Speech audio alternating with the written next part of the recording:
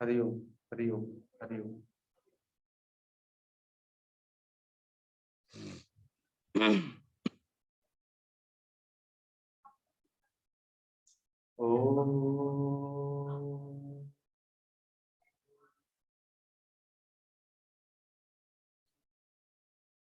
श्री परमात्मने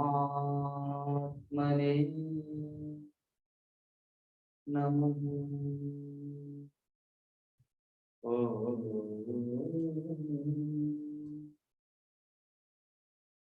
श्री गुरुवे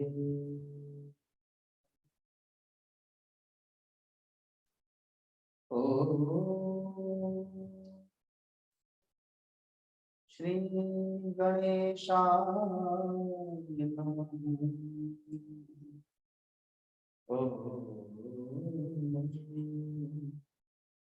नमो भगवते वासुदेवाय। गुरुर्ब्रह्मा विष्णु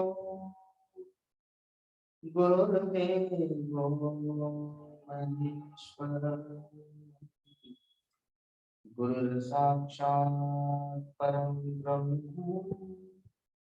तस्मै श्री गुरुवे अखंड मंडलाकार व्याप्तं येन चराचरम् तत्पदं दर्शितं येन तस्मै श्री गुरुवे ध्यानमूलं गुरुर्भूति पूजामूलं गुरुर्पदम् मन्त्रमूलं गुरुर्वाक्यम् मोक्षमूलं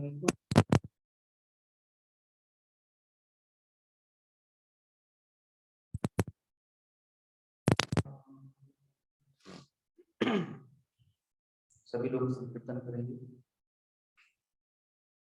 सीताराम राम राम सीता राम राम राम सीता राम राम राम सीता राम राम सीता राम राम राम सीता राम राम राम सीता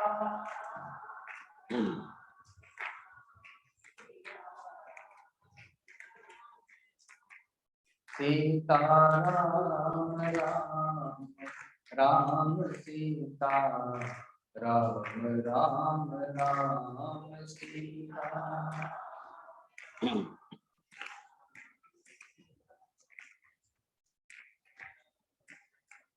राम ही केवल प्रेम प्यारा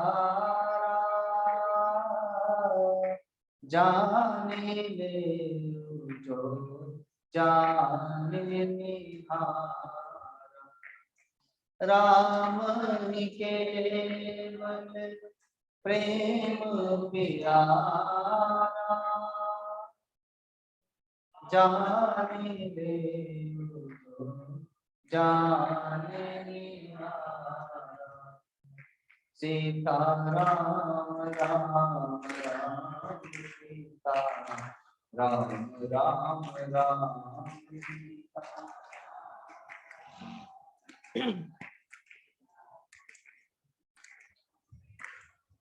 सीता राम राम राम सीता राम राम राम सीता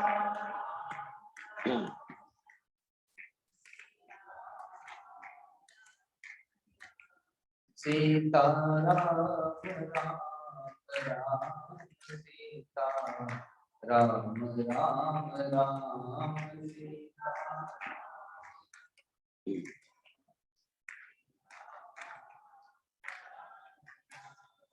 कोई सोई जो राम रचिरापा तो करि बड़ा शांता कोई सोई जो राम रचिरापा तो करि बड़ा शांता सीता राम राम राम राम राम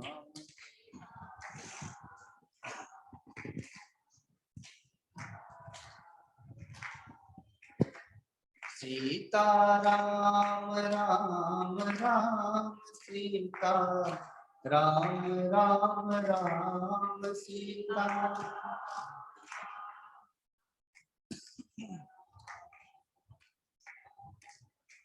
सीता राम राम राम सीता राम राम राम सीता।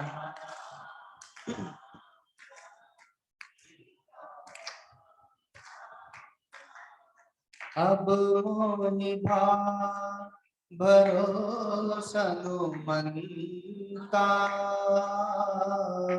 बिन हरि कृपा मिलहि नहीं संता। अब मोहि भरोसा हनुमंता, बिन हरि कृपा मिलहि।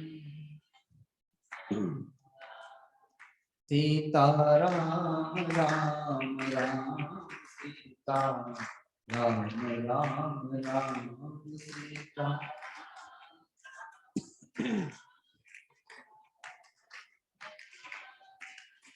सीता राम राम राम सीता, राम राम राम सीता।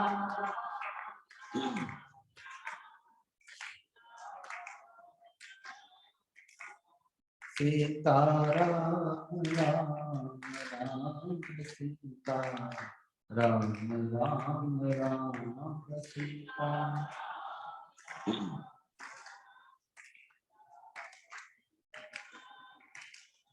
सीता राम राम राम सीता, सीता राम राम राम सीता।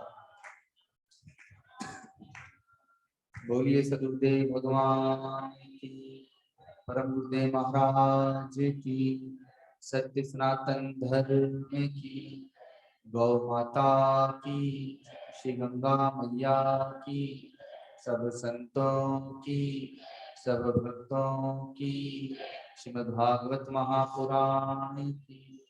श्याम देव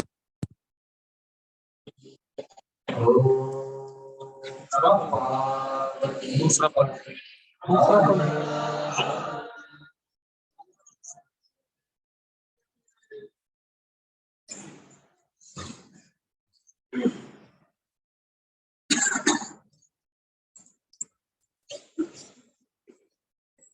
गुरु पूर्णिमा का परम पावन पर्व, भक्तों साधकों की आस्था का ये सर्वश्रेष्ठ और उच्च पर्व है।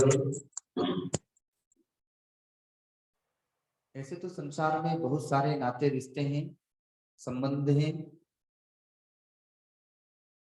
कोई पिता के लिए जीवन जीता है, कोई भाई के लिए, कोई माँ के लिए, कोई पुत्र के लिए, कोई पति के लिए, कोई पत्नी के लिए। जीवन तो सभी जीते ही हैं। अज्ञानावस्था में मोह से ग्रस्त होकर के जीवन जीते हैं। लेकिन जितने भी नाते रिश्ते हैं, सब आसक्ति से, मोह ममता से और स्वार्थ से संबंधित है। लेकिन फिर भी लोग उसी में रचे पिचे रहते हैं, जानते हुए। जो सर्वश्रेष्ठ पद है, जो सबसे ऊंचा संबंध है, गुरु और शिष्य का, जहां पर स्वार्थ नहीं बल्कि केवल परमार्थ ही परमार्थ। भगवत भक्त सूरदास जी ने भगवान से निवेदन किया, दीनानाथ दयानिधि स्वामी, कौन जतनते तुम्हें रिझाऊं। हे प्रभु, आप दया की निधि हैं, तीनों के नाथ हैं। आपको प्रसन्न करना चाहता हूं, आपको रिझाना चाहता हूं, पर मुझे युक्ति पता नहीं, आप कैसे प्रसन्न होंगे। माता पिता को तो केवल सुबह शाम प्रणाम कर दो तो माता पिता प्रसन्न हो जाते। पति को भी प्रणाम कर दो तो पति भी प्रसन्न हो जाए। पत्नी की थोड़ी सी कामनाओं की पूर्ति कर दो तो पत्नी प्रसन्न हो जाए। ऐसे ही बाल बच्चों के लिए भी लेकिन भगवान को कैसे प्रसन्न किया जाए? देवी देवताओं को भी उनके निमित्त पूजा पाठ करा दो तो वे भी प्रसन्न हो जाते हैं। लोग कहते हैं ना, पितर दोष है, गृह दोष है, तो महामृत्युंजय मंत्र का अनुष्ठान करा लो, अन्य कोई अनुष्ठान करा लो तो प्रसन्न हो जाएंगे। कहते हैं कि यदि मैं आप पर जल चढ़ाता हूं आपको प्रसन्न करने के लिए, तो गंगा जी तो आपके चरणों से ही निकली, इससे पवित्र जल तो दूसरा है नहीं। यदि मैं पत्र पुष्प फल चढ़ाता हूं तो इन सबको बनाने वाले भी आप हैं, और ये जो कल्प वृक्ष है ये आपका ही है। तो सामान्य पुष्पों की, सामान्य पत्र की, फूलों की, तो फिर क्या बात है। यदि मैं धन चढ़ाता हूं तो लक्ष्मी जी तो आपके चरणों में ही बैठी है, आपकी सेवा करती है, तो धन से भी आपको मैं प्रसन्न नहीं कर सकता। यदि मैं कोई और सामग्री चढ़ाऊं, कोई वस्तु आपको भेंट करूं जिससे आप प्रसन्न हो, तो कामधेनु गौ माता आपसे प्रकट हुई है, आपकी सेवा में उपस्थित रहती है, जो चीज चाहिए कामधेनु प्रकट कर देती है। तो ये भी मेरी युक्ति काम नहीं आएगी। यदि मैं आपको धूप दीप दिखाता हूं, आरती दिखाता हूं, तो ये जो सूर्य है, ये सूर्य तो आपके चरण के नख की शोभा है। ऐसे न जाने कितने सूर्य आपसे प्रकट हैं जो आपके इस जगत को प्रकाशित करते हैं आपके चरणों में नख की शोभा के रूप में।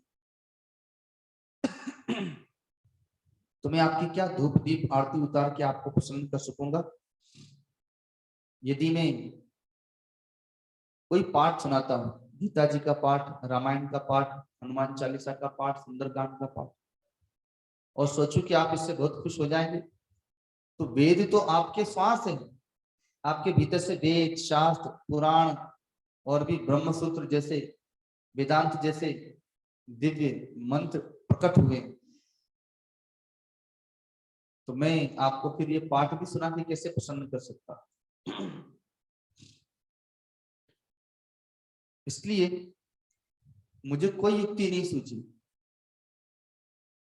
पर इतना पता है कि आप शरणागत वत्सल हैं, जो आपकी शरण में आ जाए और आपके अनुसार चले, आपके लिए जीवन जिए, आप उससे रीझ जाते हैं। अतः मैं आज अपने आप को ही समर्पित करता हूं। मेरी शरणागति को स्वीकार करें और मुझे प्रसन्न करें, मुझ पर प्रसन्न हो, मुझ पर प्रसन्न हो। ये भगवान की बात नहीं है, केवल भगवान की ही बात नहीं है, ये भक्त और भगवान, शिष्य और सद्गुरु की बात है। पहले वन प्रदेश में सद्गुरु का जब वास होता है तो शिष्य समर्पित होने के लिए जाते, तो वो अपने साथ क्या लेकर के जाएंगे? वो अपने आप को ही वहां ले जाकर के समर्पित कर देते थे, और सद्गुरु उन्हें ब्रह्म ज्ञान का उपदेश देते थे। आज भी वही परंपरा है। सद्गुरु को आपसे कुछ नहीं चाहिए। हाँ, आपको हो सकता है कि सद्गुरु से कुछ चाहिए,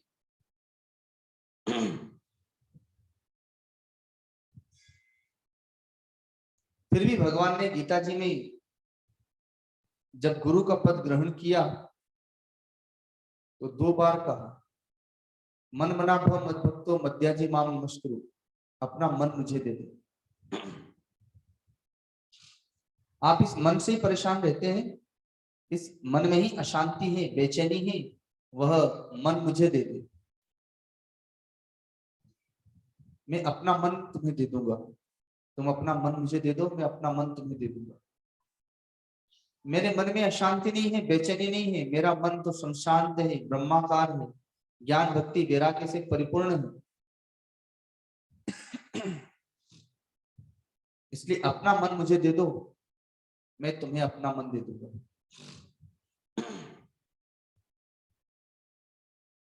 गुरु वही जो ज्ञान दे, गुरु वही जो शिष्य के अज्ञान का हरण कर ले, और शिष्य वही जो शीश दे। शीश का तात्पर्य होता है अपना अहंकार। स्वामी रामकृष्ण परमहंस जी के पास पाली जी के मंदिर में पैसे की, सोना हीरा जवाहरात आदि का ढेर लग जाता था। जब सब लोग चले जाते थे तो बहुत सारे सिक्कों को और भी स्वर्ण के आभूषणों को वो ले जा करके और गंगा जी के किनारे बैठ जाते थे। एक हाथ में पत्थर रखते थे, एक हाथ में सिक्का, और गंगा जी में डालते जाते थे। तो एक बार विवेकानंद जी ने देख लिया तो उनसे पूछा कि गुरुदेव ये आप क्या करते हैं, इस धन को आप गंगा जी में क्यों बहा रहे हैं, क्यों डुबो रहे हैं? स्वामी जी ने कहा कि लोग अपने अहंकार को समर्पित नहीं करते हैं, ये मिट्टी पत्थर को समर्पित करके गए। ये मिट्टी से निकला हुआ स्वर्ण मिट्टी ही तो है। स्वर्ण और मिट्टी और पत्थर ये सब धरती से ही तो निकले हैं। तो लोग अपने अहंकार को नहीं चढ़ाते हैं और इसी को चढ़ा के चले जाते हैं। क्या मैं और मेरी माँ इसी को खाएंगे? लोग अपने काम क्रोध लोभ मोह को नहीं चढ़ाते हैं, अपनी मोह ममता आसक्ति को नहीं चढ़ाते हैं, इस धन को चढ़ा करके जाते हैं।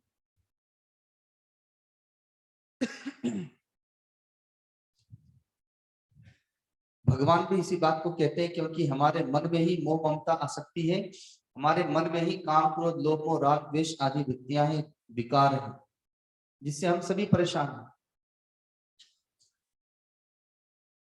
गुरु पूर्णिमा का जो परम पावन पर्व है वो शिष्य के लिए अपने दोषों को, अपने मन को, अपने विकारों को चढ़ाने का पर्व है, अपने अहंकार को समर्पित करने का पर्व है।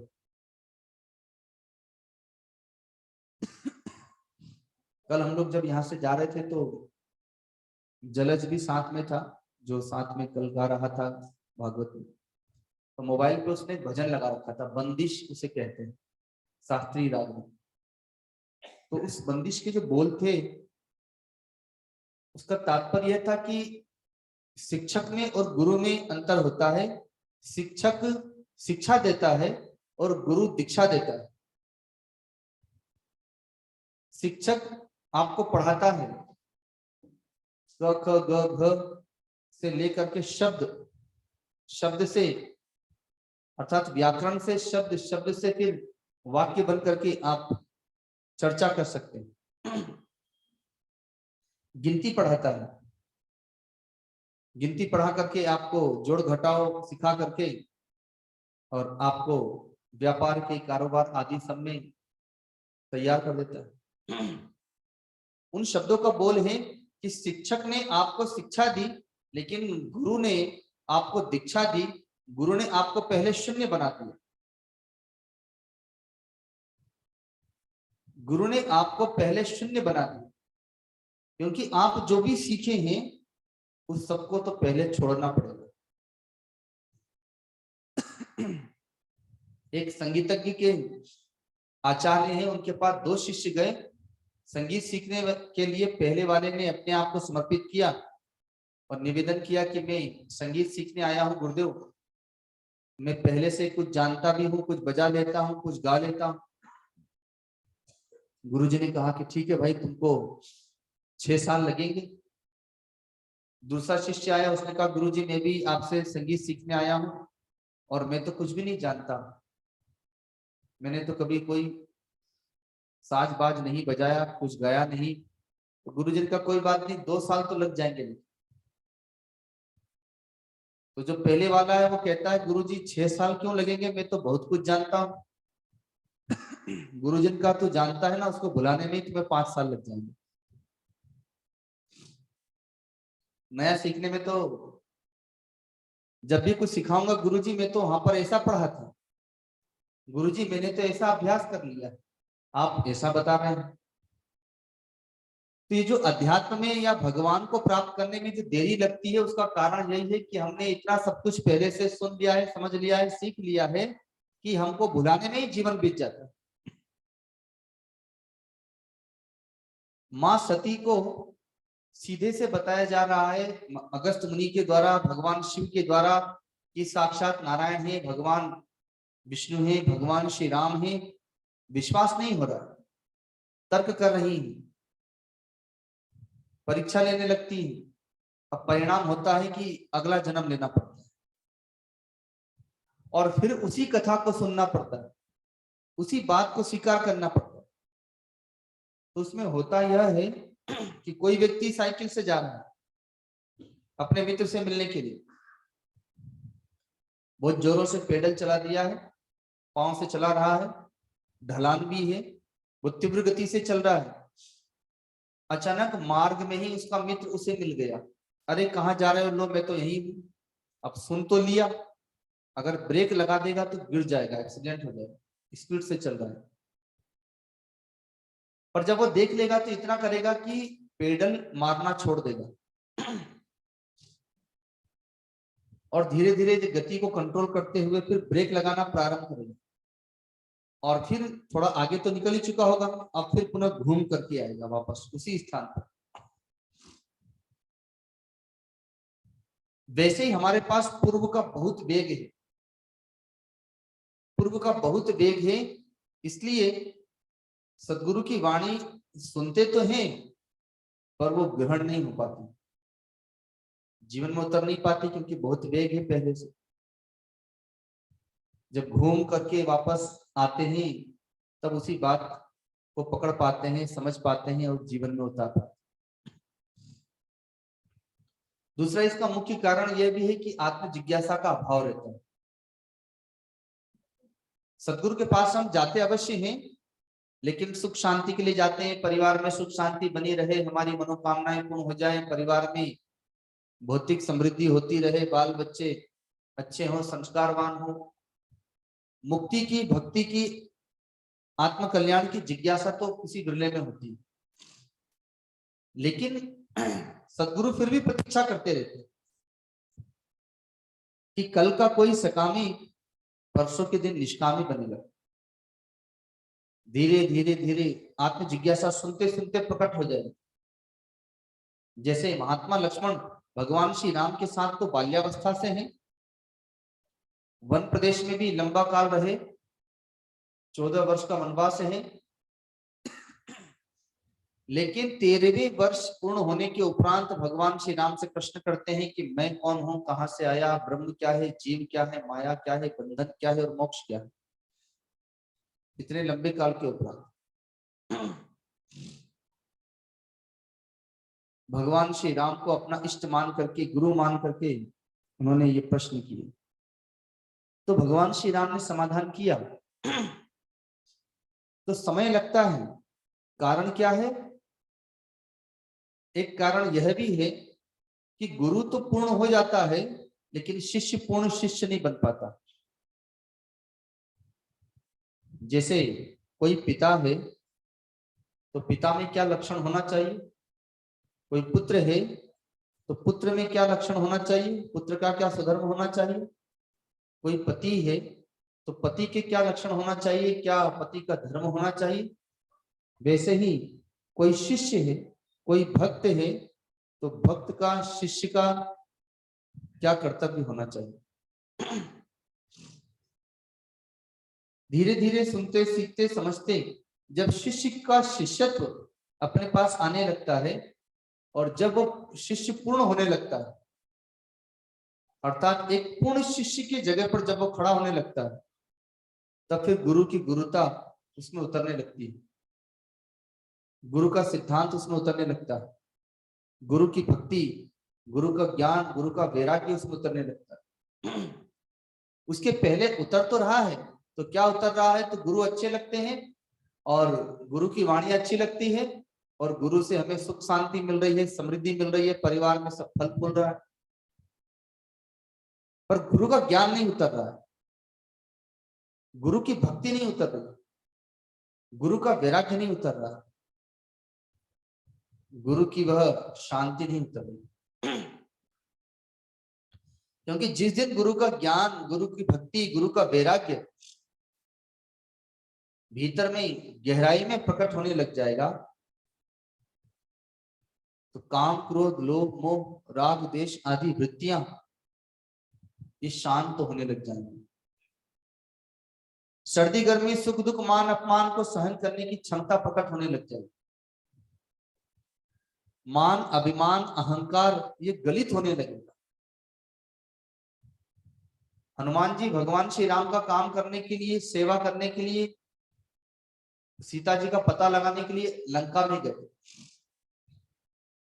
सामर्थ्य रहते हुए भी मेघनाथ के ब्रह्मास्त्र से बंधने का नाटक किया।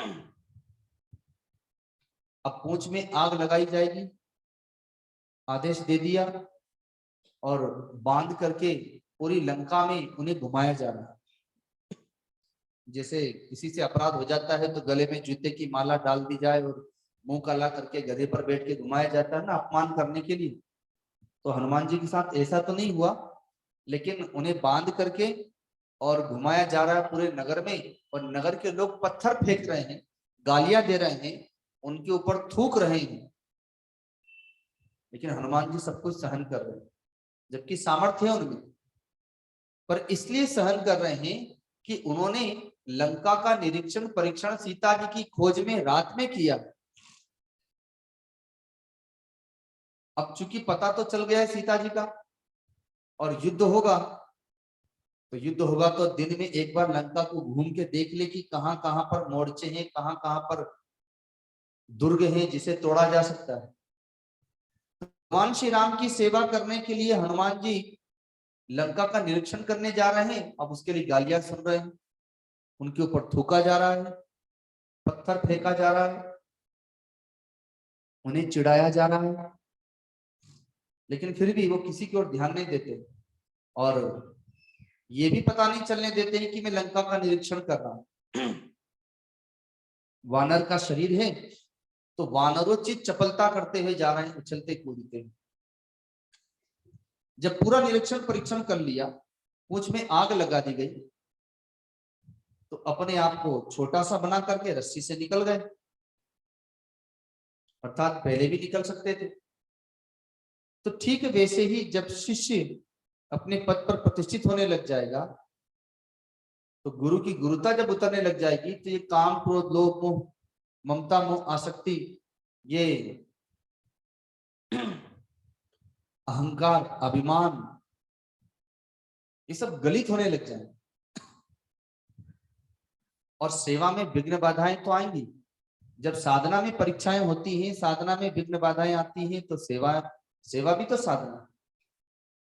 अब उससे सेवा चाहे जिस रूप में सदगुरु ने आपको दे दी, उसमें विघ्न बाधाएं आती हैं और उससे अभिमान पर चोट पड़ता है। लेकिन जो हनुमान जी की तरह रहता है, तो वो इन सब बातों पर ध्यान नहीं देता है, अपनी सेवा पर ध्यान देता है, अपने लक्ष्य पर ध्यान देता है। इसलिए आज का जो दिन है वो अपने अहंकार को समर्पित करने का दिन। आज का जो दिन है वह अपने दोषों को, विकारों को समर्पित करने का दिन। आज का जो दिन है वह अपने मन को समर्पित करने का दिन। आज का जो दिन है वह अपने काम, क्रोध, लोभ, मोह आदि जितने भी दोष हैं, विकार हैं, कमियां हैं, गलतियां हैं, त्रुटियां हैं, अपराध हैं, उन्हें समर्पित करने का दिन। मैं तो प्रतिवर्ष इस बात को कहता ही हूं कि आप साल में एक बार आते हैं। अगर एक साल में एक बार आ करके आप अपनी एक थोड़ी सी भी गलती को, या सब जानते हैं कि मुझ में कौन से विकार है, अपने अपने विकार तो सब जानते हैं, यदि एक बार आते हैं तो अपना कोई एक विकार, एक दोष चढ़ा करके चले जाएं, आप पाएंगे कि कुछ ही वर्षों में एक एक दोष चढ़ाते चढ़ाते चढ़ाते चढ़ाते आप निर्दोष हो जाएंगे। कोई सिगरेट पीता हो, कोई बीड़ी पीता हो, कोई खैनी खाता हो, कोई शराब पीता हो, कोई मांस खाता हो, कोई माता पिता को भला बुरा कहता हो, तिरस्कार करता हो, अपमान करता हो, पत्नी को गालियां देता हो, बाल बच्चों को गालियां देता हो। ऐसे तो बहुत सारे दोष और विकार हैं। कोई अपने आप क्रोध से परेशान हो, किसी में मोह बहुत है, कोई भयभीत रहता हो, कोई किसी से ईर्ष्या द्वेष करता हो, जलन करता हो। तो एक बार जब वो आता है तो अपने सद्गुरु के दर्शन करके अपने एक दोष को चढ़ा के चला जाए और प्रतिज्ञा करे कि अब इस दोष को स्वीकार नहीं करूंगा। ऐसे करते करते करते करते हर साल कुछ न कुछ चढ़ा करके समर्पित करते, वो कुछ ही वर्षों में वो निर्दोष हो जाएगा, निर्विकार हो जाएगा, निर्मल हो जाएगा। निर्मल मन जन सो मही पावा, मोहि कपट छल छिद्र न भाव। निर्मल मन में भगवान बसते हैं, जहां छल कपट ना हो वहीं पर भगवान रहते हैं। राजर्षि जनक अपने सतगुरु के पास समर्पित होते हैं। पहले उनके एक प्रश्न का उत्तर जब मिलता है तो संतुष्ट होकर के अपने गुरु को 1000 गाय दान में देते हैं, केवल एक प्रश्न का उत्तर पाकर के। और वो गाय भी ऐसी नहीं, पूरे शरीर पर श्रृंगार है, उसके सोने चांदी से श्रृंगार किया है। फिर प्रश्न करते हैं, गुरुजी ने पुनः उत्तर दिया, वे संतुष्ट हुए, फिर 1000 गाय समर्पित कर देते। दान देते जाते हैं, समर्पित करते जाते हैं, समर्पित करते जाते हैं, समर्पित करते जाते हैं, उत्तर मिलता जाता है क्योंकि उनके पास आत्म जिज्ञासा है। अब कोई प्रश्न नहीं रह गया, पूर्ण संतुष्टि हो गई, तो गुरुदेव के चरणों में अपने राज्य की चाबी समर्पित कर देते हैं, अपने आप को समर्पित कर देते हैं कि हे गुरुदेव, ये राजा जनक ये राज्य की चाबी के सहित, पूरी प्रजा के सहित आज अपने आप को आपके चरणों में समर्पित करता है। अब मेरा कोई अस्तित्व नहीं है, अब मेरी कोई पहचान नहीं है। जैसे मैंने कहा ना कि गुरु पहले शून्य कर देता है। आप जो जानते हैं, मानते हैं, वो सब समर्पित कर दीजिए, आप शून्य बन जाइए। अब जो गुरु आपको नाम दे, अब जो गुरु आपको ध्यान दे, अब जो गुरु आपको सेवा दे, अब जो गुरु आपको देखने को कहे, जो बोलने को कहे, जो खाने को कहे, जो करने को कहे, आप उसे स्वीकार कीजिए। वही वास्तव में गुरु दीक्षा होगी। क्योंकि गुरु शिक्षा नहीं, गुरु तो दीक्षा देता है। राजा जनक ने अपने आप को खाली कर दिया, समर्पित करके। अष्टावक्र जी ने कहा उनके सदगुरु ने कि हे राजन, मैं तो सन्यासी हूं, सिंहासन पर नहीं बैठूंगा,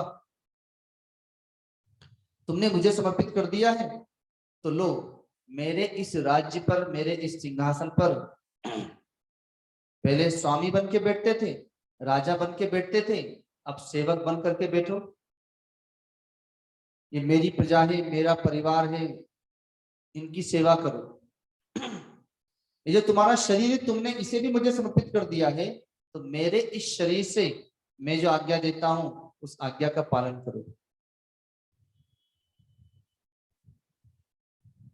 पहले खाली हुए, अब गुरु के सिद्धांत को लेकर के और सेवा करते हैं। एक तरफ महात्मा भरत हैं जो 14 साल सेवक बन करके अयोध्या की सेवा करते हैं। भगवान श्री राम और भगवती सीता का प्रतीक समझते हैं चरण पादुका को सिंहासन पर बिठाकर, और सेवा करके उन्हीं को समर्पित करते जाते हैं। तो एक तरफ महात्मा भरत और दूसरी तरफ राजा जनक, दोनों ही सेवक बन करके सेवा कर रहे हैं।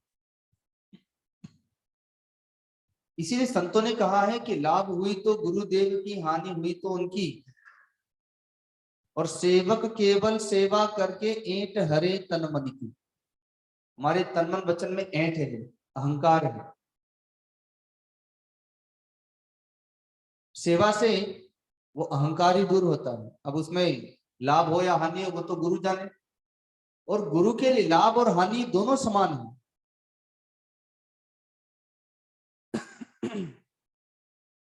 क्योंकि भौतिक वस्तु का उसके पास कोई महत्व ही नहीं है। तो भौतिक वस्तु का लाभ उसके लिए लाभ नहीं है, भौतिक वस्तु की हानि उसके लिए हानि नहीं है। अगर भक्त का भाव बिखर गया, भक्त की, साधक की साधना बिखर गई, तो ये बहुत बड़ी हानि है।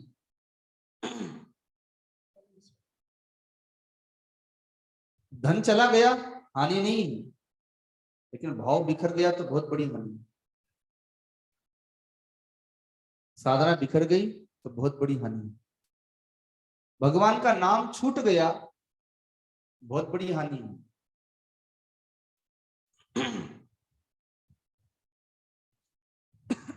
राजा जनक विदेह राज कहलाते,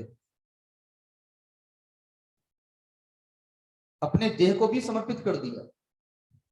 पिछले वर्ष भी मैंने ये बात आप लोगों से कही थी। आप लोग की आयु 50 वर्ष से ऊपर वालों की संख्या यहाँ पर ज्यादा होती है।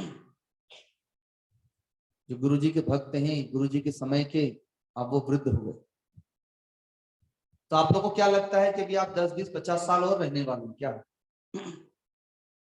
जो आप आशा अपेक्षा लेकर के बैठे हैं कि अभी हम 10, 20, 50 साल और रहेंगे और फिर बाद में देखेंगे, तो कल किसने देखा है? ये आनंद धाम मोक्ष का दरवाजा है।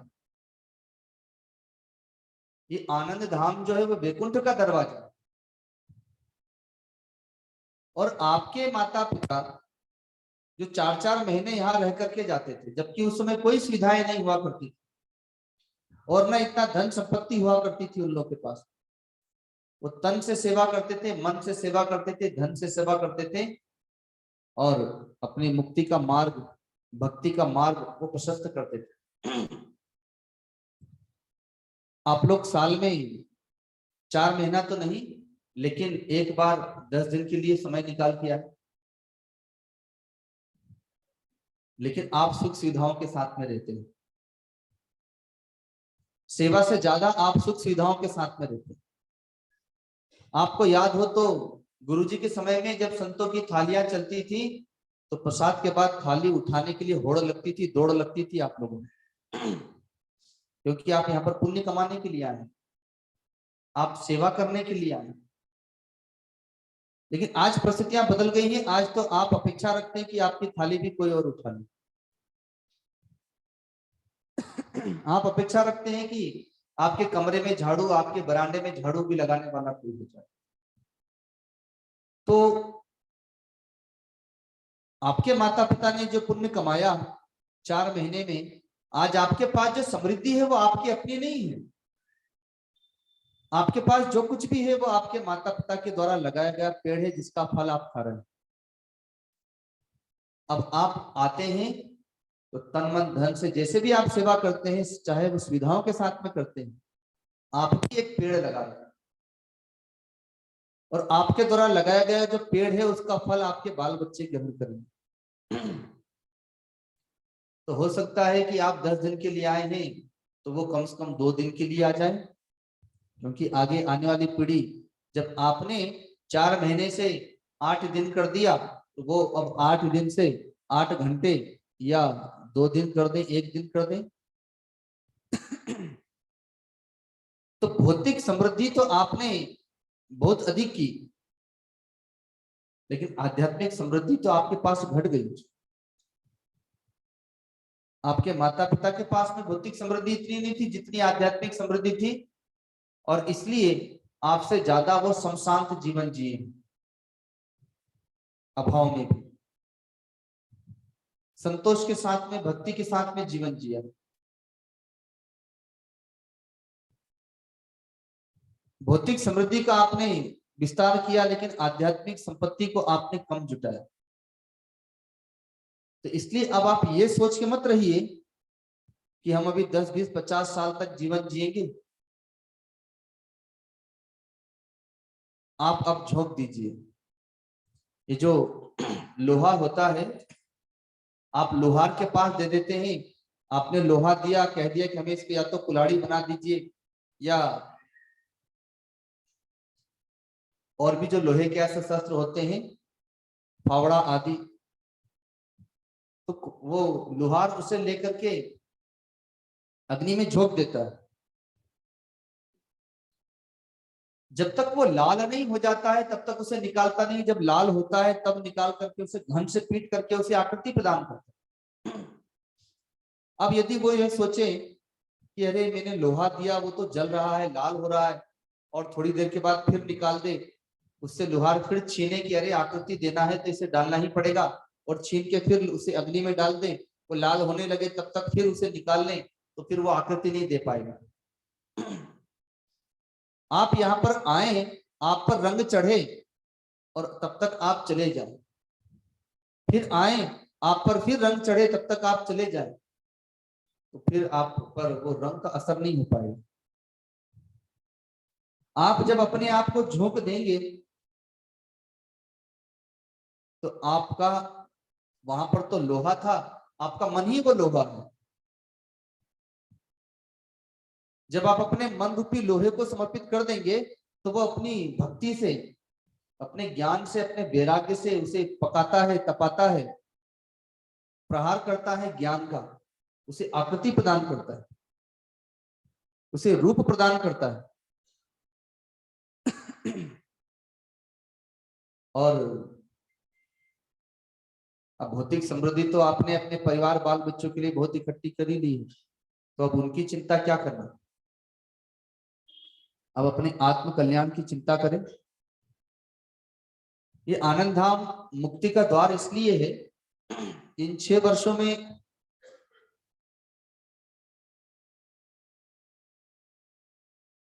दो तीन घटनाएं यहाँ पर घटी।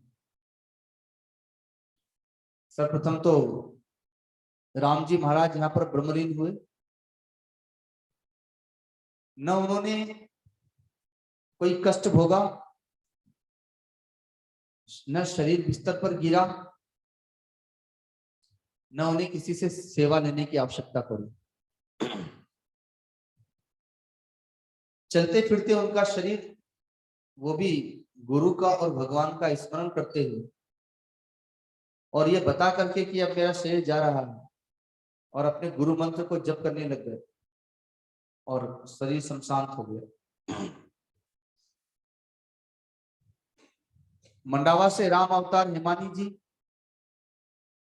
जो यहाँ पर कुछ महीने ही रहे, सेवा करते करते न किसी प्रकार से किसी की सेवा ली, न कोई कष्ट भोगा, न बिस्तर पर गिरे, और चलते फिरते ही जय गुरुदेव जय गुरुदेव कहते हुए सिर चला गया। और मैंने अपने सामने कभी किसी को शरीर छोड़ते देखा नहीं। बचपन में पता नहीं क्यों परिवार वाले भी मुझे जाने नहीं देते थे, किसी के यहाँ गांव मोहल्ले में शरीर छूट गया हो तो देखने नहीं जाने देते थे, और श्मशान में भी कभी जाने नहीं देते थे। लेकिन जब घर पर दादी जी का शरीर गया तो अब तो श्मशान में जाना ही था। तो उस समय पहली बार शव देखा, और शव का संस्कार कैसे होता है ये देखा, तो वो सच में वो वैराग्य जागृत हो गया जो पूर्व का था। और उसी समय संकल्प हो गया था कि अब संन्यास लेंगे, अर्थात पहले भगवान को प्राप्त करेंगे। अभी कुछ महीनों या 1-1.5 महीने हुआ होगा, मैं जेसीडी से धनबाद से ही आया था। तो शाम हो गई थी, हरिद्वार रात रुक गया, नहीं हरिद्वार रुक करके यहाँ आते आते रात को 10:30 बज गए। आनंदधाम आश्रम में 10-15 महात्मा हमेशा रहते हैं और उनकी पहचान केवल उनकी साधुता है। जैसे स्वामी जी बैठे हुए यहाँ पर आगे में, काशी से यहाँ आए हैं, जो भागवत कथा बड़ी तल्लीनता के साथ में श्रवण करते हैं। मैं स्वामी जी का नाम भी नहीं जानता। आपका गुरु स्थान कहाँ है ये भी नहीं जानता। केवल साधु की साधुता ही उसका पहचान है, उनकी साधना, उनका तप और त्याग ही पहचान है। तो ऐसे 10-15 महात्मा यहाँ पर रहते हैं, साधना करते हैं। कोई 1 महीना, कोई 2 महीना, कोई 3 महीना, कोई चतुर्मास बिताते हैं। तो ओमकारानंद जी, नहीं हाँ ओमकारानंद नाम था, ओमानंद जी, ओमानंद जी नाम था उनका। और सन्यास लिए कोई बहुत ज्यादा समय भी नहीं हुआ था, लेकिन पहले से वे आते जाते थे, सेवा करते थे भागीरथी में। मुझसे बड़ा प्रेम था, इसलिए वो मेरे पास आकर के रहते थे। तो मैं जो रात को लौट करके आया 10:30 बजे, तो वो 10 बजे तक उन्होंने प्रतीक्षा की थी भेंट करने के लिए, लेकिन लेट हो गया तो इसलिए उन्होंने सोचा, और सुबह 3 बजे उठने का उनका अभ्यास था, तो इसलिए 10 बजे वो जाकर के सो गए। 3 बजे वे उठे, अपना स्नान ध्यान उन्होंने किया। तो मैं यात्रा से आया था, तो मैं कुंजल कर रहा था गजकर्णी 8 बजे, करते करते 8 बज गया था। अब स्नान करने जाने वाला था कि तब तक वो भेंट करने के लिए आ गए। तो अभी बातचीत कर ही रहे हैं कि बातचीत करते करते ही वो कहते हैं कि मुझे छाती में हल्का सा दर्द हो रहा है। मैंने कहा लेटो लेटो लेटो, क्योंकि उन्हें हार्ट की पहले से शिकायत थी, दवाइयां लेते थे, तो मुझे अनुमान हुआ कि लगता है हार्ट में दर्द होगा। और मैंने आवाज लगाई, रणजीत जी बाहर में थे, कि थोड़ा आकर के देखिए। उन्हें लेटा दिया, तो रणजीत जी भी समझ गए। हम लोगों ने जो उनका गुरु मंत्र था पुकारने लगे हम लोग। वो शमशान तो होकर के उसी गुरु मंत्र का स्मरण कर रहे हैं, जप कर रहे हैं। और अब उन्हें तुरंत हॉस्पिटल ले गए। अब हॉस्पिटल तक पहुंचे भी नहीं और ब्रह्मलीन हो गए। न किसी प्रकार का कष्ट, न किसी प्रकार की सेवा उन्होंने ली, और चलते फिरते। तो ये आनंद धाम मुक्ति का दरवाजा नहीं है क्या? ये 6 साल में मैंने 3 घटनाएं देखी कि यहाँ पर कैसे मुक्ति होती है। कोई अपना जीवन समर्पित करके देखे। तो ये गुरु पूर्णिमा का जो पर्व है, ये शिष्य के लिए उस पूर्णत्व की ओर बढ़ने के लिए ही है। कि गुरु तो पूर्ण माँ है, एक माँ वह है जो हमें जन्म देती है, हमारे शरीर को पाल पोष करके बड़ा करती है, लेकिन गुरु तो वह माँ है जो आपके आध्यात्मिक शरीर का निर्माण करती है, आपको भक्त बनाती है। क्योंकि जगत में हमें माता पिता ने जन्म अवश्य दिया, लेकिन एक भक्त का जन्म तो गुरु ने दिया। अगर हमारी पहचान है भक्ति मार्ग में, अध्यात्म में, तो वो हमारे गुरु के माध्यम से ही। भौतिक जगत में हमारी पहचान भौतिक हो सकती है, लेकिन आध्यात्मिक जगत में हमारी पहचान तो हमें गुरु से ही प्राप्त होती है। हमारी आध्यात्मिक समृद्धि तो हमें गुरु से ही प्राप्त होती है। तो इसलिए गुरु तो पूर्ण माँ कहलाते हैं, वो अधूरी माँ नहीं है। जगत की माँ तो, जन्म देने वाली माँ तो अधूरी माँ है। उससे हम पूछेंगे भौतिक जगत की बातें तो बता देंगे, लेकिन जब भक्ति ज्ञान ध्यान विज्ञान की कहेंगे बेटा मैं तो बस इतना ही जानती, वो भी संकेत करेंगे कि गुरु के पास जाओ, क्योंकि गुरु ही पूर्ण माँ है। जो पूर्णिमा के दिन चंद्रमा पूर्ण होता है, तो शिष्य जो है वो घटने बढ़ने वाला चंद्रमा के समान है, वो चंचल चंद्रमा के समान है। जब वो गुरु के पास पहुंचता है तो उसे भी पूर्णिमा का प्रकाश प्राप्त होता है, मानो वो पूर्ण चंद्र के समान खिल जाता है, प्रकाशित हो जाता है। इसलिए जो गुरु पूर्णिमा का परम पावन पर्व है, ये शिष्य की पूर्णिमा, शिष्य की पूर्णत्व की ओर ले जाने का पर्व है। और जैसा कि भगवान ने भी मांगा महात्मा अर्जुन से, और संतों ने हमेशा से मांगा है, आवाहन किया, तो वैसे ही मैं भी आप लोगों से कहता हूं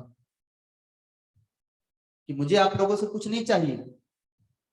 अगर आप देना चाहते हैं तो अपना मन समर्पित कर दें, अपने दोषों को, अपने विकारों को समर्पित कर दें, अपनी अशांति को, अपने बेचैनी को समर्पित कर दें, अपने असंतोष को, अपने अपूर्णत्व को समर्पित कर दें, जिसे हम परम पूज्य गुरुदेव के चरणों में समर्पित कर सकें, जिसे हम गंगा जी के चरणों में समर्पित कर सकें। आप लोगों से लेकर आप लोगों की भौतिक और आध्यात्मिक विकास हो, आपकी भौतिक और आध्यात्मिक दोनों प्रकार की समृद्धि हो, आपके परिवार में आपके बाल बच्चे संस्कारवान हो, आप उनसे भयभीत न हो कि बुढ़ापे में हमारी सेवा करेगा कि नहीं करेगा, पोते पोती बड़े होकर के अपने माता पिता अर्थात आपके बाल बच्चों का कहना मान पाएंगे कि नहीं मान पाएंगे, आप भयभीत न हो सके। आपके परिवार में ऐसा संस्कार हो कि जिस परिवार को देख करके गांव मोहल्ले के लोग कहें कि भाई गुरु ने क्या संस्कार दिया।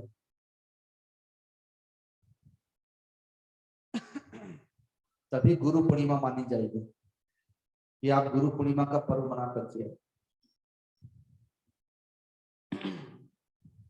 अभी कुछ दिन पहले ही, गुरु पूर्णिमा के पहले ही, शायद 2 दिन या 1-2 दिन पहले ही पवन जी वगैरह सब आए हुए थे झुंझुनू से, हम लोग यहीं बैठ करके भजन कर रहे थे। तो एक परिवार आया दिल्ली से और सब लोगों ने साष्टांग दंडवत किया।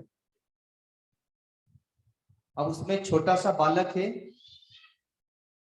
उसने भी साष्टांग दंडवत किया, और वो लोग आधे घंटे बैठे होंगे, उस आधे घंटे में उस बालक ने 3-4 बार दंडवत किया। और जैसे आप लोग समशांत बैठे हैं, वैसे वो भी अपने माता पिता के पास समशांत बैठ जाता था, जबकि वो 2 वर्ष का होगा, 2-2.5 वर्ष का होगा। उसने हनुमान चालीसा, गायत्री मंत्र, महामृत्युंजय का मंत्र, जो भी विद्यालय पढ़ने नहीं जाता है, जो भी वाणी उसकी स्पष्ट नहीं हुई है, कुछ तोतली बोलता है, लेकिन उससे माता पिता ने ऐसा संस्कार दिया, दादा दादी ने ऐसा संस्कार दिया, स्वयं संस्कारवान, अपने बच्चों को संस्कार, अपने पोतों को संस्कार। तो वो कार्य तो आप करें और सदगुरु के पास लेकर के आए, गुरु के पास लेकर के आए। क्योंकि ये बात तो अवश्य है कि आप यदि अपने गुरु के पास 100% समर्पित हुए हैं, तो आपके बाल बच्चे 50% समर्पित हो रहे हैं, और आपके पोते पोती वो 25% समर्पित हो रहे हैं। अब उससे आगे आने वाली पीढ़ी 5% होंगे, और उससे आगे आने वाली पीढ़ी, आप तो अपनी 10 पीढ़ी के लिए संपत्ति कमा के जमा करने का विचार करते हैं, लेकिन संस्कार की संपत्ति कितनी पीढ़ी तक जाएगी। इसीलिए गुरु के पास लाने की या गुरु को घर बुलाने की परंपरा, जिससे कि बच्चों में भी संस्कार हो, जो संस्कार आपने प्राप्त किए। और यही गुरु पूर्णिमा का उद्देश्य है कि गुरु पूर्णिमा पर भक्त जाकर के अपने भावों को समर्पित करे। तो इसलिए ये 8 दिवसीय गुरु पूर्णिमा का जो महोत्सव हुआ, आज पूर्णाहुति का दिवस है, 8वां दिवस। इन 8 दिनों में भगवान की कथा के माध्यम से, सत्संग के माध्यम से अपना समझ करके आप लोगों को कहीं डांटा फटकारा, अपना समझ करके कभी कुछ उलाना ही दी भी दी,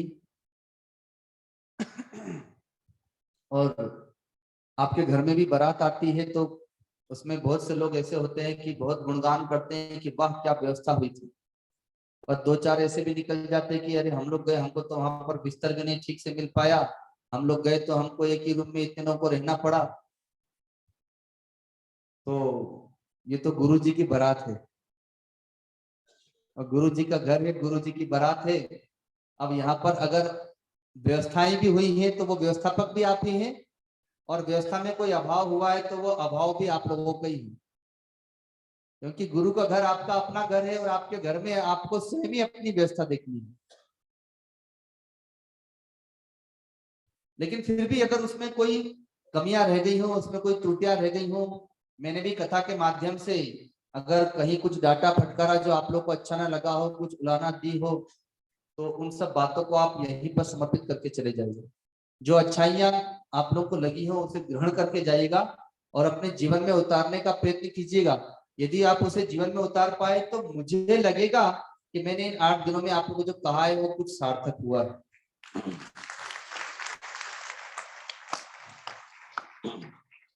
और नहीं तो मुझे ये लगेगा कि वो तोता भी बोलता रहता है, तो कहीं मैं भी वो तोते के समान बोलता ना रह गया हूँ।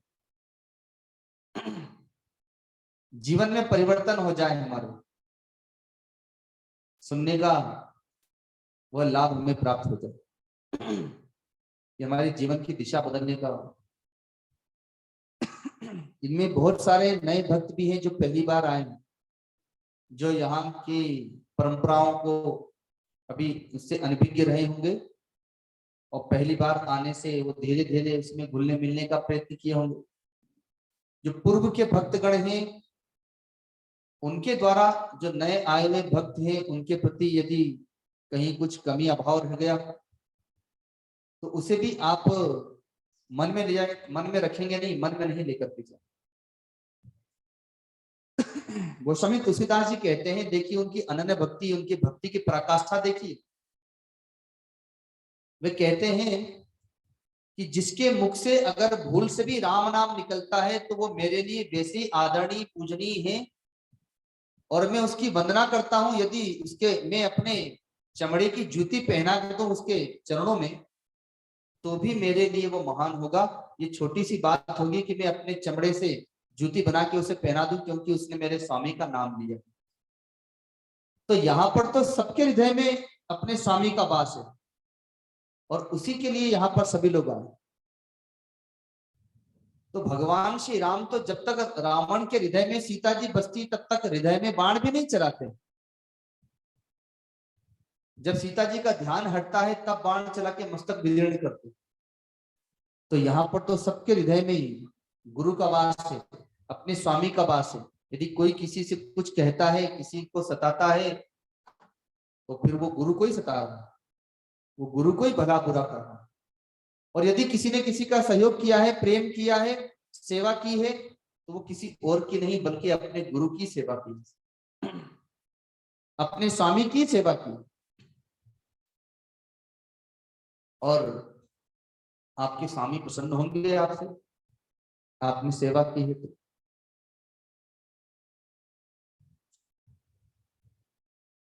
हम लोगों ने जो भी यहाँ पर आनंद लिया है कथा का, सत्संग का, कल चूंकि बहुत अधिक समय हो गया था,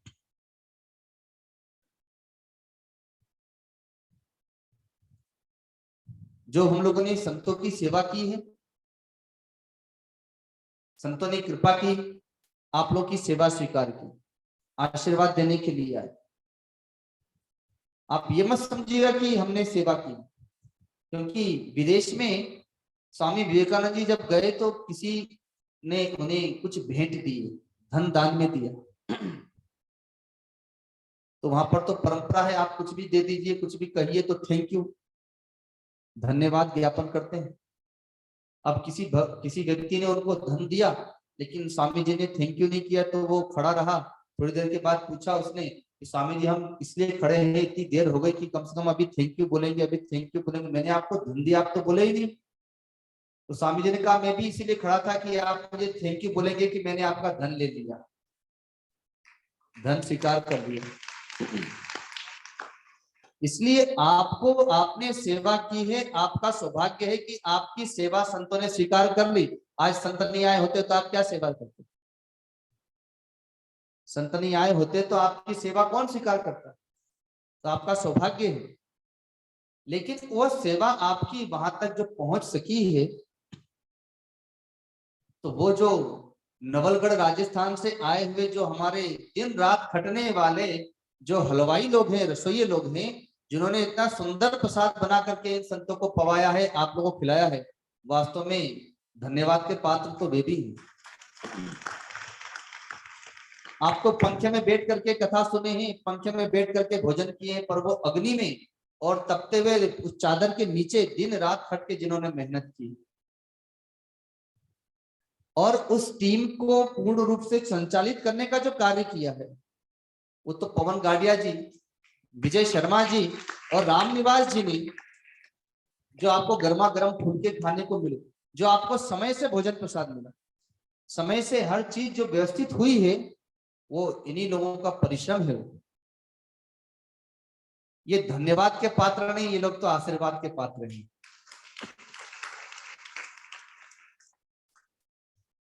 और सेवक जो होता है,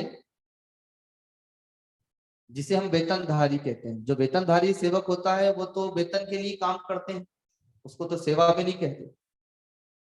लेकिन ये आश्रम का एक माहौल है कि यहाँ पर आने वाला वेतन भोगी भी सेवक बन जाता है और सेवा भाव से सेवा करता है। जो सेवक होता है ना, उसे केवल एक बार बताना पड़ता है, उसके बाद तो वो विवेक से अपने आप करता रहता है। जो मध्य प्रदेश के बालक यहाँ पर आए हुए हैं, जो कई वर्षों से यहाँ करके सेवा कर रहे हैं, ये वेतन भोगी होकर के भी आज इन्होंने वो सेवक का स्थान प्राप्त कर लिया है कि ये भी वास्तव में धन्यवाद के लिए बल्कि आशीर्वाद के पात्र। कोई दिन में आए, कोई रात में आए, जब भी आए, जैसे भी आए, वो दौड़ दौड़ करके सेवा करते हैं। आज उन्हीं के भरोसे हम लोग निश्चिंत होकर के बैठते हैं कि भाई किसी बात की दिक्कत नहीं आएगी। यहां से जो हम लोगों ने कथा को प्रसारित किया, तो कथा में भी हमारे जो संगीतज्ञ हैं, हमारे जो दो ब्राह्मण हैं, जिन्होंने यहाँ पर पूजा आप लोगों की विधिवत कराई, और मुझे तो शंभू जी ने कहा, मैं तो भीतर जा करके देखता नहीं था, कि जो हमारे आचार्य हैं बहुत अच्छे आचार्य हैं, बहुत अच्छी ढंग से समझा करके बता करके और पूजा उन्होंने कराई। इन सब बातों को तो हम लोग पहले जानते ही नहीं थे। और फिर बताया कि पुष्कर जी तो एक एक बात पूछ करके ये नहीं समझ में आया फिर से बताइए, तो ये उन्हीं की बात नहीं, आप सबकी बात है। तो आप लोगों की पूजा को विधिवत वैदिक ब्राह्मणों के द्वारा कराना और इस कथा को भी संगीत के माध्यम से चार चांद लगाना, ये इन्हीं आचार्यों और संगीतज्ञों की देन है कि आज ये कथा और पूजा, क्योंकि भगवान की कथा की सार्थकता तो तभी है जब हमारी भक्ति में, ज्ञान में, वैराग्य में वृद्धि हो, और नहीं तो कथा करके नाच गा करके पैसा ले जाने वाले तो बहुत लोग। और इस कथा को आप लोग तो यहाँ बैठे हैं, लेकिन आपके परिवार के लोगों ने घर बैठ करके सुना है, तो उसके लिए हमारी जो ऑनलाइन टीम है, जो चाहे यहाँ पर आप लोग के समक्ष बैठी है, चाहे घर पे रह के अपने घर गृहस्थी का काम देखते हुए भी जिन्होंने इस वाणी को सभी भक्तों के घर घर तक पहुंचाया है, इस ऑनलाइन टीम को भी बहुत बहुत आशीर्वाद है। आश्रम में जो भी विद्यार्थी रहते हैं, जो भी हमारे स्टाफ रहते हैं, जो सालों भर, आप तो अभी आए हैं, लेकिन आप इसके अतिरिक्त भी कभी भी आएंगे तो आपको किसी भी बात का यहाँ पर अभाव प्रतीत नहीं होगा। वो वैसे ही दौड़ दौड़ करके सेवा करना, सेवकों के द्वारा, विद्यार्थियों के द्वारा यहाँ पर पूजा पाठ कराना, भोजन प्रसाद की व्यवस्थाओं को व्यवस्थित करना, ये सालों भर होता है। तो सेवक स्वामी के हाथ पैर होते हैं। अब आप आएंगे तो मैं तो आपको भोजन बना के खिलाने वाला हूं नहीं, आपका बिस्तर लगाने वाला तो हूं नहीं, इसलिए विशेष महत्व तो उसका है जो आपको भोजन बना करके देता है और आपको बिस्तर लगा करके देता है, आपके रूम आदि की व्यवस्था करता है। नहीं तो आप कहेंगे कि गुरु जी के पास गए तो गुरु जी ने सत्संग तो बहुत बढ़िया कहा, लेकिन हमको तो सोने के लिए रूम इतना गंदा दिया, इतना गंदा बिस्तर था, और खाने के लिए ठीक से भोजन भी नहीं मिला। तो इसलिए वो लोग भी आशीर्वाद के पात्र हैं जो साल भर यहाँ पर सेवा करते हैं। और भी हमारे जो भी सेवक रह गए हों, जैसे आज ही विनोद जी ने कहा, और मैं भी जब गया मंदिर में 8 दिनों में, तो पहले दिन गया था पोथी लेने के लिए और आज गया, तो भगवान की जो सुंदर झांकी बनी हुई है जो सबके मन को मोह रही है। तो जो वेशभूषा पहले साल में एक बार भगवान को समर्पित होती थी, लेकिन इस साल से ही लगभग साल की 3 से 4 पोशाकें भक्तों के माध्यम से आ रही हैं। भाई आप भी तो 3-4 कपड़े नए साल में एक बार तो 3-4 जोड़ी कपड़े पहन ही लेते होंगे। अब आपके भगवान को भी 4 जोड़ी वस्त्र तो मिलने लग गए हैं। और इतना ही नहीं, अब तो यहाँ से काशी के लिए भी वस्त्र जाने लगे।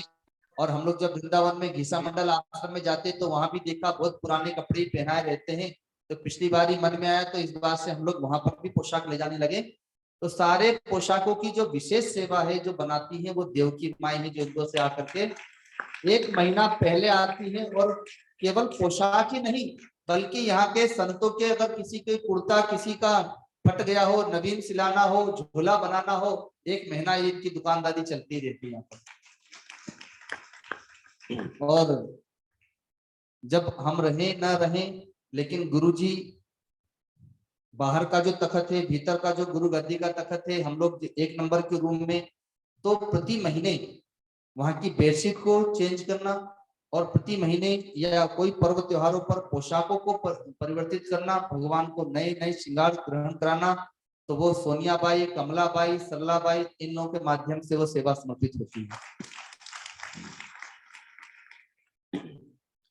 और ये जितना ही बड़ा प्रकल्प चल रहा है वो आप लोगों के द्वारा ही हो रहा है। तो वास्तव में आप सब लोग भी आशीर्वाद के पात्र हैं। अगर आप लोग नहीं आते तो मैं अकेला बैठ के किसको कथा सुनाता। इसलिए गुरु पूर्णिमा के परम पावन पर्व पर आप सभी भक्त लोगों को बहुत बहुत शुभकामनाएं, बहुत बहुत बधाइयां, बहुत बहुत आशीर्वाद आशीर्वाद आशीर्वाद। एक छोटे से भजन के माध्यम से अपनी वाणी को सद्गुरुदेव भगवान के चरणों में समर्पित करते हैं। बोलिए सद्गुरुदेव भगवान।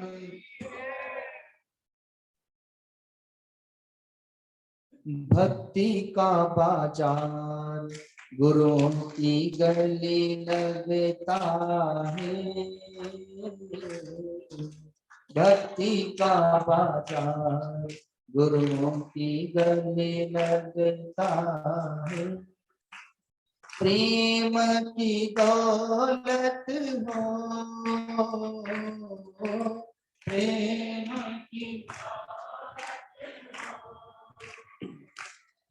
कन्हैया मेरा बिकता है, कन्हैया मेरा बिकता है। भक्ति का बाजार गुरुओं की गली लगता है, भक्ति का बाजार।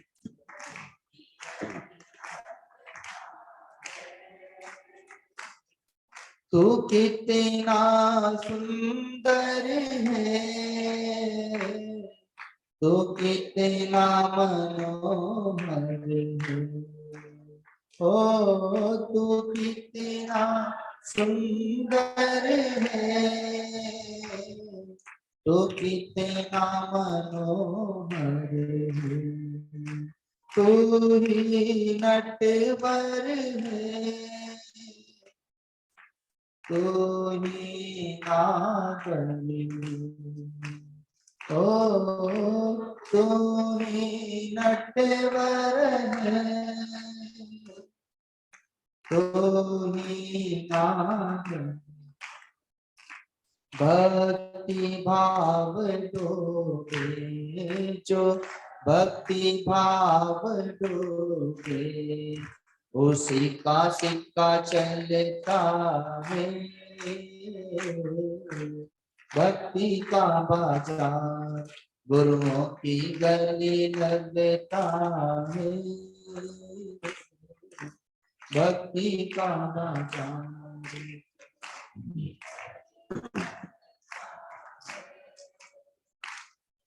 ये दुनिया दीवानी है पर बड़ी ही सयानी है। ओ ये दुनिया दीवानी है पर बड़ी ही सयानी है। प्रेम को लूटने की, प्रेम को लूटने की इसे आदत पुरानी है। तुझको रिझाने को, तुझको रिझाने को मेरा दिल ही मचलता है। भक्ति का बाजार गुरुओं की गली लगता है। भक्ति का बाजार।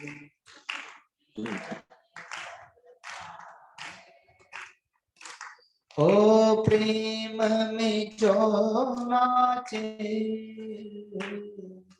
प्रेम में जो गाए, ओ प्रेम में जो नाचे, प्रेम में जो गाए, प्रेम में जो हासे मालिक को वो पाए। ओ प्रेम में जो हासे मालिक को वो भावे। स्वामी आत्म उस पे, स्वामी आत्म उस पे वो स्वयं पिघलता है। भक्ति का बाजार गुरुओं की गले लगता है। भक्ति का बाजार। प्रेम की दौलत हो, प्रेम की दौलत हो, कन्हैया मेरा बिकता है, कन्हैया मेरा बिकता है। भक्ति का बाजार गुरुओं की गली लगता है। भक्ति का बाजार गुरुओं की गली लगता है। भक्ति का बाजार गुरुओं की गली लगता है। बोले सदगुरुदेव भगवान की, परम गुरुदेव महाराज की, सत्य सनातन धर्म की, गौ माता की, गंगा मैया की, सब संतों की, सब भक्तों की, श्रीमद् भागवत महापुराण की, आनंदेश्वर महादेव की। नमः पार्वती पते हर हर महादेव। अब हमारे संत भगवान सभी भोजन प्रसाद के चलेंगे और गंगाधर जी आगे आ जाएंगे। आज के आप मुख्य यजमान हैं आरती के लिए। और संतों का प्रसाद होगा, उसके बाद भक्तों का प्रसाद होगा। थोड़ा सा विश्राम करके 2:30 बजे से हवन होगा। जो कथा की पूर्णाहुति हुई है तो 2:30 बजे का समय दिया है। जो मुख्य यजमान रहे हैं, जिन्होंने भंडारा और जलपान की सेवा या जो पहले से यहाँ पूजा में बैठे थे, वे मुख्य यजमान ही पूजा में सम्मिलित हो पाएंगे। बाकी और लोग आएंगे, दर्शन करेंगे, परिक्रमा कर लेंगे, क्योंकि यज्ञशाला में सारे लोग तो आ नहीं पाएंगे। तो इसलिए बाहर में बैठ करके आप को सामग्री दे दी जाएगी, आप उसे धोने में स्वाहा स्वाहा करके डाल सकते हैं। वो फिर भीतर पुजारी लेकर के डाल देंगे। तो 2:30 बजे का समय है इकट्ठे होते करते, ताकि 2 घंटे में 3 से 5 में पूर्ण हो जाए हम लोगों का जो पूर्णाहुति का हुआ है। तो अब आरती होगी।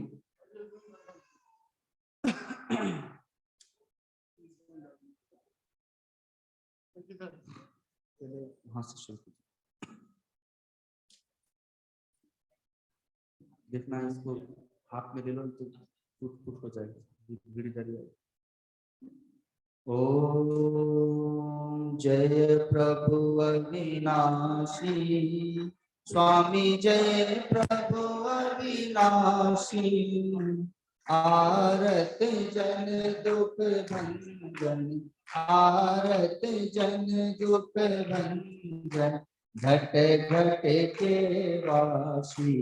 ओम जय प्रभु अविनाशी, सबके भीतर सबके देव, सबके परकाशी, स्वामी सबके परकाशी, सबको सब विधि देते, सबको सब विधि देते, आनंद की राशि।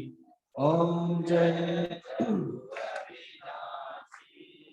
जन्म मरण से डरती, शरण में जो आसी, स्वामी शरण में जो आसी, ज्ञान और ज्ञान सिखाकर, ज्ञान और ज्ञान सिखाकर, आटो यम काशी। ओम मान बराई तज जो, चरणन चित लासी, स्वामी चरणन चित लासी, पाप ताप और दुविधा, पाप ताप और दुविधा, सब ही मिट जासी। ओम जय ज्ञान की ज्योति जगाती, भ्रम तम के नाशी, स्वामी भ्रम तम के नाशी, घट में सब दर्शाओ, मन में सब प्रगटाओ, मथुरा काशी। ओम जय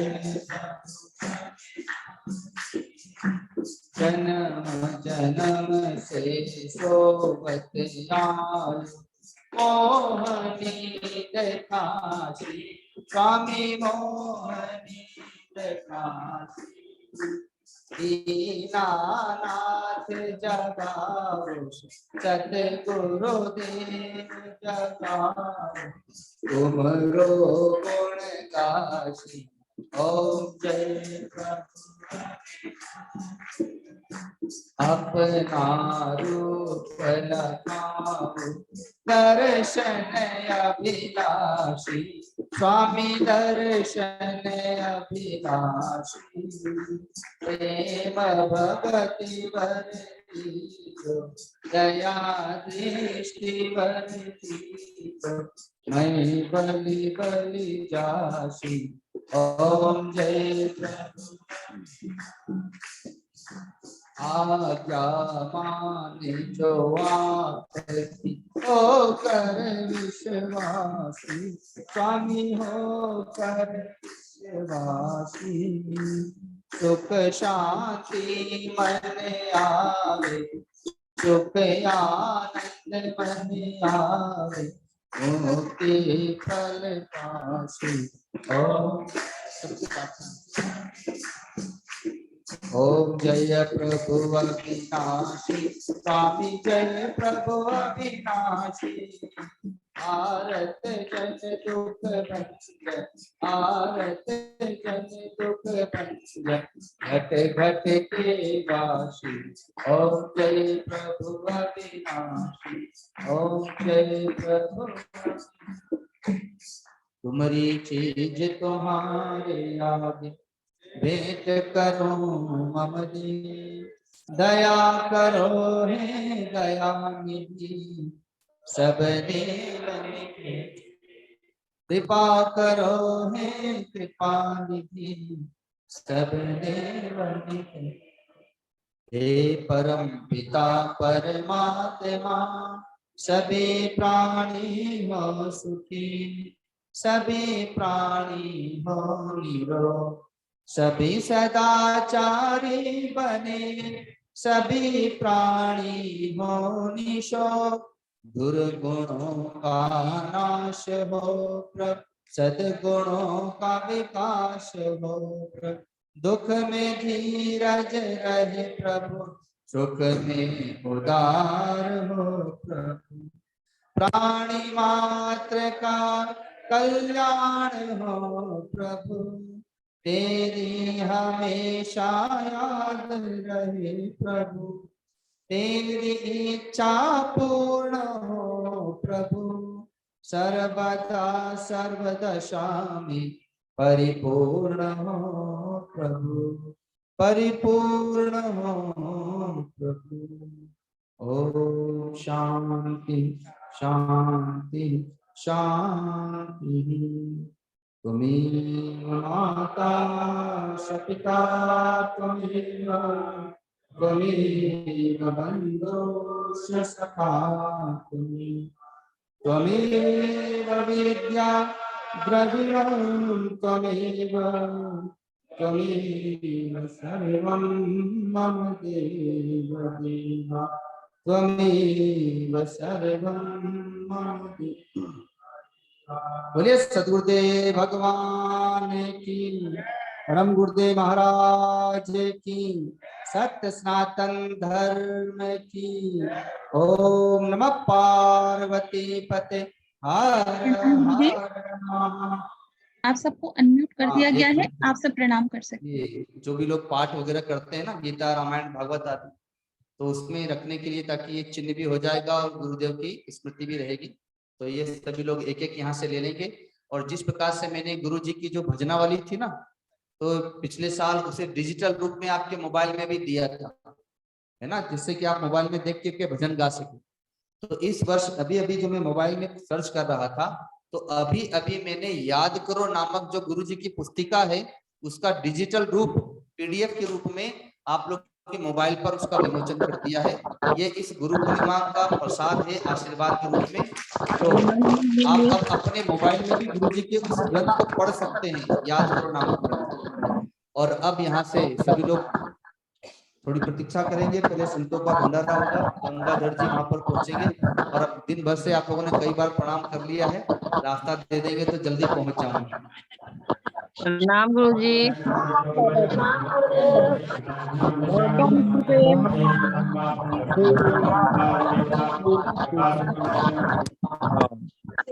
प्रणाम सदगुरुदेव भगवान के चरणों में जयकारा लगाए, प्रेम से बोले कि भगवान की गंगा मैया की, सीता माता की, संतों की, आज के परम पावन त्योहार की सदगुरुदेव आज्ञा।